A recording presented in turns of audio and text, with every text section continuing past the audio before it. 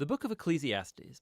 It's part of the Bible's wisdom literature, and it opens with this line, the words of Kohelet, the son of David, king in Jerusalem. Now, in Hebrew, the word Kohelet means someone who has gathered people together. And in this case, it's to learn, so it's often translated in English as teacher. And the teacher is said to be a son or a descendant of King David. And so there are different views about who this figure might have been. Many think that it refers to King Solomon, others to maybe one of the later kings of David's line, and still others think that it's actually a later Israelite teacher who has adopted a Solomon-like persona as a teaching aid. Whichever of these views is correct, the key thing is to recognize that the teacher is a character in the book and is different than the author of the book, who remains anonymous. So we do hear the teacher's voice for most of the book, but it's actually a different voice, the author, who introduces us to the teacher in the first sentence and then at the end concludes the book by summarizing and evaluating everything the teacher just said. So the author is someone who wants us to hear all that the teacher has to say and then help us process it and form our own conclusion. So what does the teacher have to say? Well, the author summarizes the teacher's basic message at the beginning and right at the end, and it's Hevel, Hevel.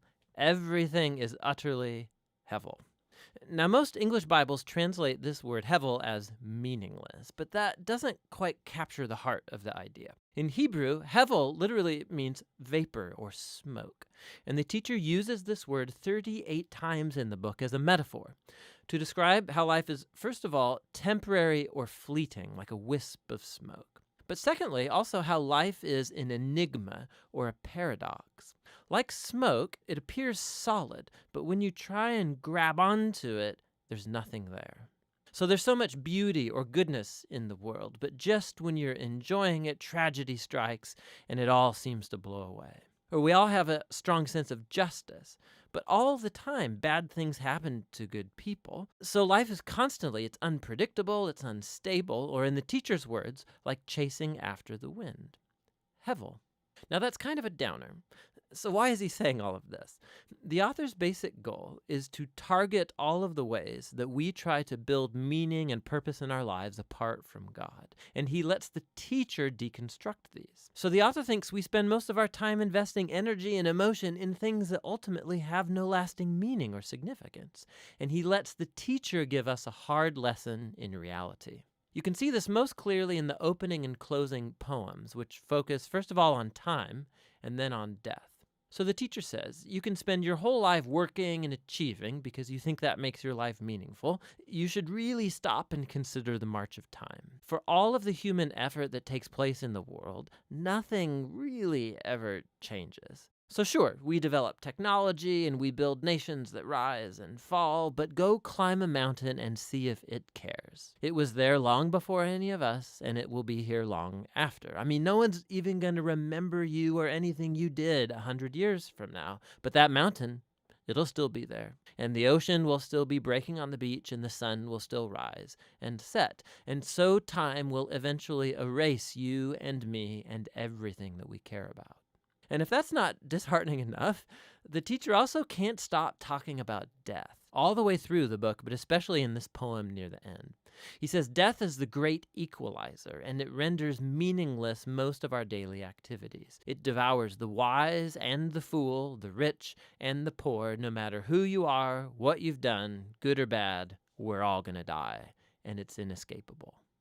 So with these two ideas in hand, the teacher goes on to consider all the activities and false hopes that we invest our lives in to find meaning and significance, like wealth or career or social status or pleasure.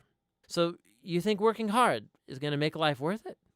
Think about the stress and the toll that takes on you, all the anxiety and the sleepless nights. And by the time you actually earn some wealth, you're going to be too old to enjoy it anyway. And then by the time that you have to pass it on to someone, they may not even be someone who cares about anything that you did. Or maybe you think pleasure is going to make life worth it for you.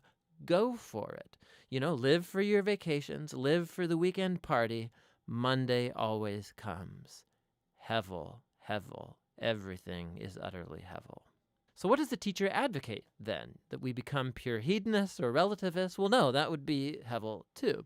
The teacher acknowledges the ideas from Proverbs that living by wisdom and the fear of the Lord, that these have real advantages. On the whole, life will probably go better for you. See, but the problem is that even living by wisdom and the fear of the Lord, they're hevel too, because they don't guarantee a good life.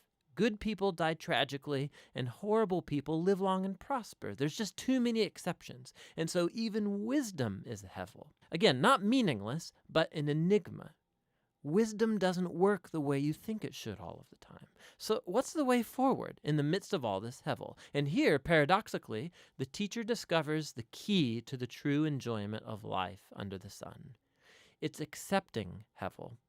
It's acknowledging that everything in your life is totally out of your control.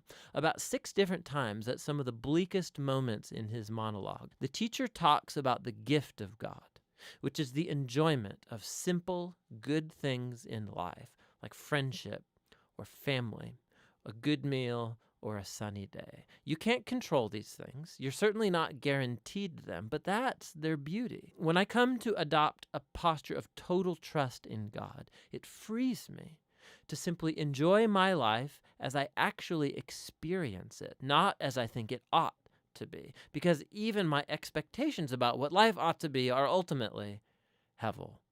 Hevel. Everything under the sun is utterly hevel. And so the teacher's words come to a close. Right here at the end, the author speaks up again, and he brings it all to a conclusion. He says, the teacher's words are very important for us to hear. He likens them to a shepherd's staff with a goad, a pointy end, which might hurt when it pokes you, but he says the teacher is trying to poke you to get you to move in the right direction towards greater wisdom. The author then warns us that you can actually take the teacher's words too far, and you could spend your whole life buried in books trying to answer life's existential puzzles. Don't try, he says. You'll never get there. And so instead, the author offers his own conclusion, and it's this: fear God and keep his commandments. This is the whole duty of humans, for God will bring every deed into judgment, every hidden thing, whether good or evil. And so the author thinks it's good to let the teacher challenge your false hopes and remind you that time and death make most of life completely out of your control. But what gives life true meaning is the hope of God's judgment, the hope that one day God will clear away all of the hevel and bring true justice to our world. And it's that hope that should fuel a life of honesty and integrity before God, despite the fact that I remain puzzled by most of life's mysteries. And that's the wisdom of the book of Ecclesiastes.